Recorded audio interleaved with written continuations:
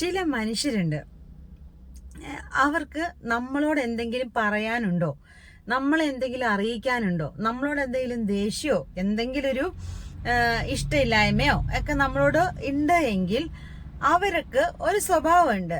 അവർക്ക് നമ്മുടെ മുഖത്ത് നോക്കി പറയാനുള്ളൊരു ബുദ്ധിമുട്ടോ അല്ലെങ്കിൽ മറ്റു പല കാരണങ്ങളോ ഉണ്ടെങ്കിൽ അവരിത് ഇങ്ങനെ വളഞ്ഞ് മൂക്കി പിടിക്കും അല്ലേ.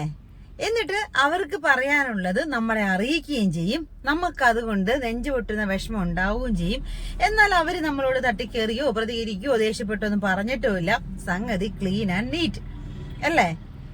ഒരു വെടിക്ക് രണ്ട് പക്ഷി എന്ന് പറഞ്ഞതുപോലെ അവർക്ക് അവരുടെ കാര്യം അവർക്ക് നമ്മളോട് പറയാനുള്ളത് നമ്മളെ അറിയിക്കുകയും ചെയ്യും.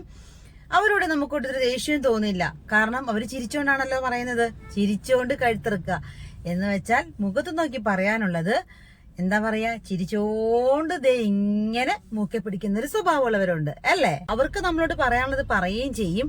സംഗതി ക്ലീൻ ആൻഡ് നീറ്റ്. പക്ഷെ നിങ്ങൾ ഒരു കാര്യം വിചാരിക്കണം, നമ്മൾ കേൾക്കുന്ന എല്ലാവരും പൊട്ടന്മാരല്ല അല്ലേ. അത്യാവശ്യ ബുദ്ധിയും ബോധമൊക്കെ ദൈവം എല്ലാവർക്കും കൊടുത്തിട്ടുണ്ട്. ആ ഒരു ചെറിയ ബുദ്ധിമതി അവര് നമ്മളോട് പറയാനുള്ളത് മുഖത്ത് നോക്കി പറയാതെ നമ്മളെ അറിയിച്ചതാണെന്ന് മനസ്സിലാക്കാൻ. അതുകൊണ്ട് ആ കേൾക്കുന്നവരല്ല പൊട്ടന്മാരാവുന്നത്, പറയുന്നവരാണ് പൊട്ടന്മാരാവുന്നത്. അതുകൊണ്ട് നിങ്ങൾ അങ്ങനെയാണെങ്കിൽ എന്തിനാണ് വെറുതെ മറ്റുള്ളവരെ വേദനിപ്പിക്കുന്നത്? അങ്ങനെ പറയാതിരിക്കുക.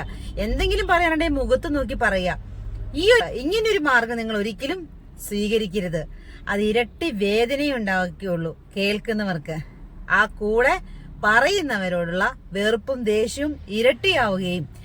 അതോടൊപ്പം ഒരു കാര്യം മനസ്സിലാക്കണം, നാളെ നിങ്ങളുടെ മുഖത്ത് നോക്കി പറയാൻ പറ്റാത്ത കാര്യം മറ്റൊരാള് വളഞ്ഞ വഴി വളഞ്ഞ മൂക്കിൽ പിടിച്ച് നിങ്ങളെയും അറിയിച്ചിരിക്കും എന്നുള്ളത്.